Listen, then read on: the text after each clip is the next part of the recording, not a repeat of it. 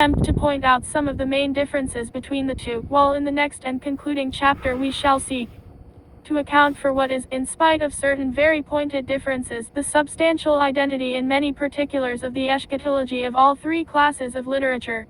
Section I. The central figure in the eschatological drama.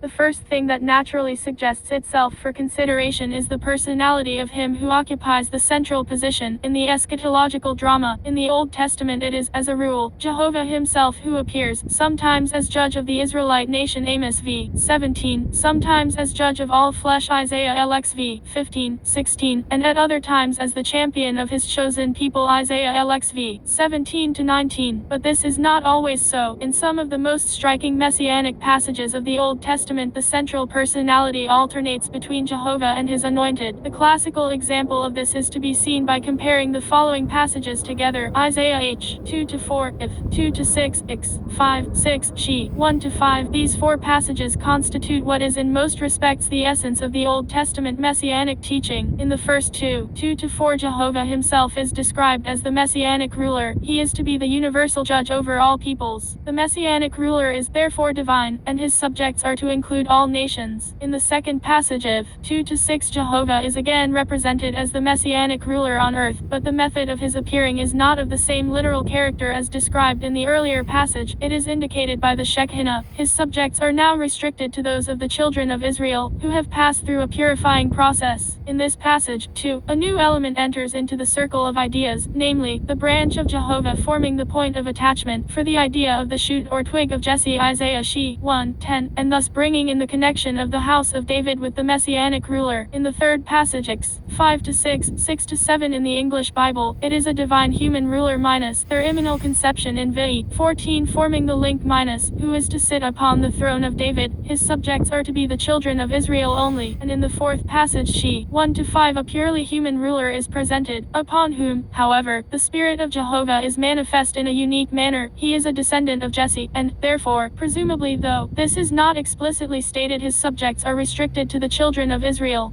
It seems, therefore, incontrovertible that, if one is to take these passages as they stand, in their natural meaning, and without reading into them thoughts and ideas which belong to later ages, one is forced to the conclusion that, at first, the prophet believed in the actual, visible presence of Jehovah himself on earth, when the last times which are to follow after the signs draw near. Later on it is taught that Jehovah delegates this office to another. Other Old Testament writers also exhibit a similar uncertainty as to the personality who is to be the central figure in the last times. One of the latest passages in the Old Testament presents this idea of uncertainty. Mal. 3:1. Behold, I send my messenger, and he shall prepare the way before me. That is clear enough, referring as it does to the forerunner, but in the latter part of the verse we read, and the Lord, whom ye shall seek, shall suddenly come to his temple, and the messenger of the covenant, whom ye delight in, behold, he cometh, saith the Lord of hosts. The plain sense of the word requires one to differentiate between the Lord and the messenger of the covenant, and this differentiation seems natural when one remembers that uncertainty as to who the central figure in the eschatological drama is to be is characteristic of those Old Testament writers who deal with the subject. It is